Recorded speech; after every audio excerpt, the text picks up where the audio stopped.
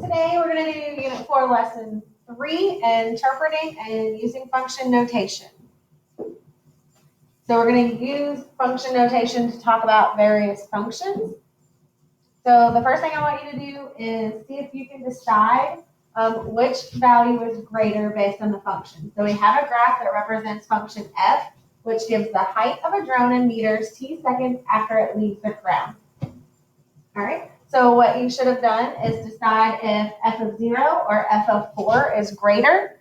And you have to remember that if we're looking at a function, so we have some function, the f just represents the name of our function, and our name is function f. The t is your input value. And so you have to look back at the sentence and see what your input is. Your input is time in seconds after the drone leaves the ground. So 0 would represent 0 seconds. And your output is the entire thing. And so that would represent the height of the drone. So we're looking at the height of the drone at 0 seconds compared to the height of the drone at 4 seconds. So at 0 seconds, here's f of 0. It is here. At 4 seconds, we would go over to 4 seconds and up to where it hits the graph. We have f of 4. And you can tell that the height is greater at 4 seconds than it was at 0 seconds. For the second one, f of 2 or f of 5, well, the height of the drone at 2 seconds is right here on the graph, and the height at 5 seconds is right here. And so by looking at the graph, you can tell that those two have the same exact height. So these are equal, one is not greater than the other. They are the same height at that time. If we look at f of 3 or f of 7, so the height of the drone at 3 seconds would be right here. And the height of the drone at 7 seconds is appearing to be back on the ground. Okay, so we can say that f of 3 is larger than f of 7. Okay, your last one, f of t or f of t plus 1. Well, if you're really paying attention, it depends on what the value of t is.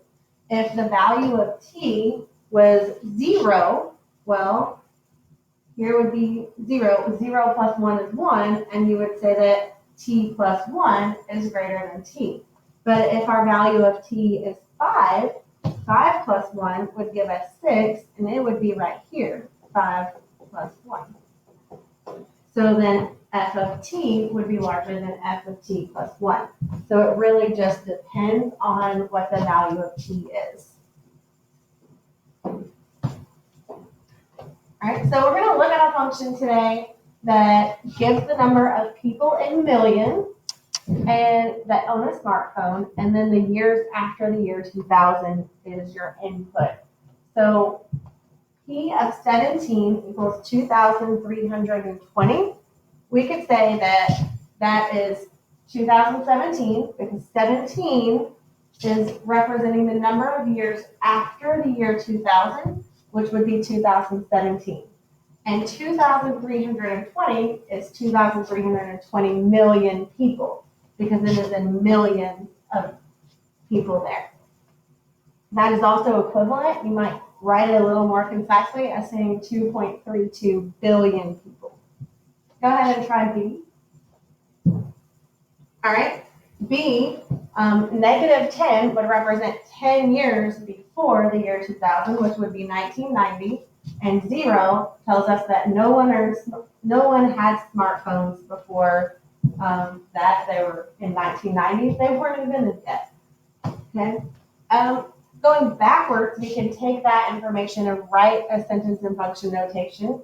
So we have function notation here, and we wrote it as a sentence and explained what that meant.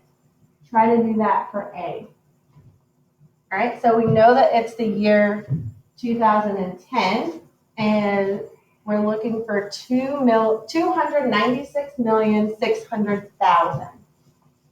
So we need to write that in millions of people. In the year 2010, we need to know that it's 10 years after 2000, so our input would be 10, and it's equal to 296.6 million. because our output is in millions of years, you can't write this number as it is. You have to write it as if it were being multiplied by a million. Okay. In 2015, about 1.86 billion people own smartphones. Well, it's 2015, that's 15 years after 2000, so we're going to input 15. And 1.86 billion people, written as millions, would be 1,860 people. Okay. This function is still the same.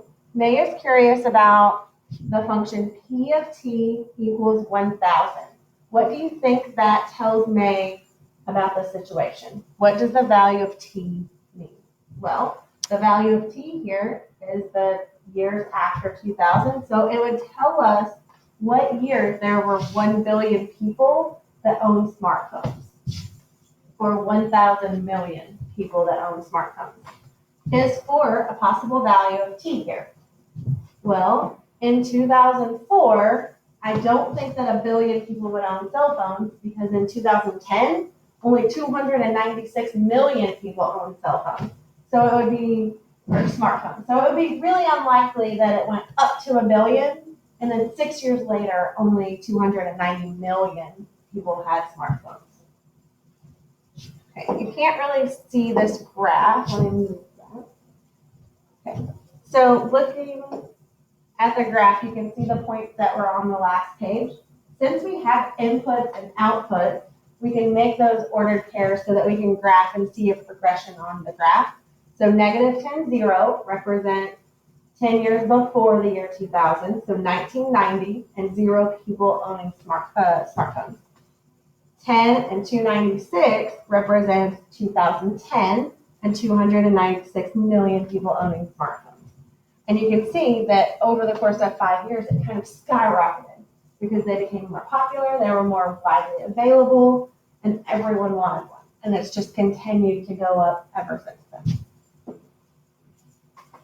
Okay, so I want you to try and decide what each of these statements represents. So we have a new function, function W, and it gives the temperature in degrees Fahrenheit of a pot of water on the stove t minutes after the stove is turned on.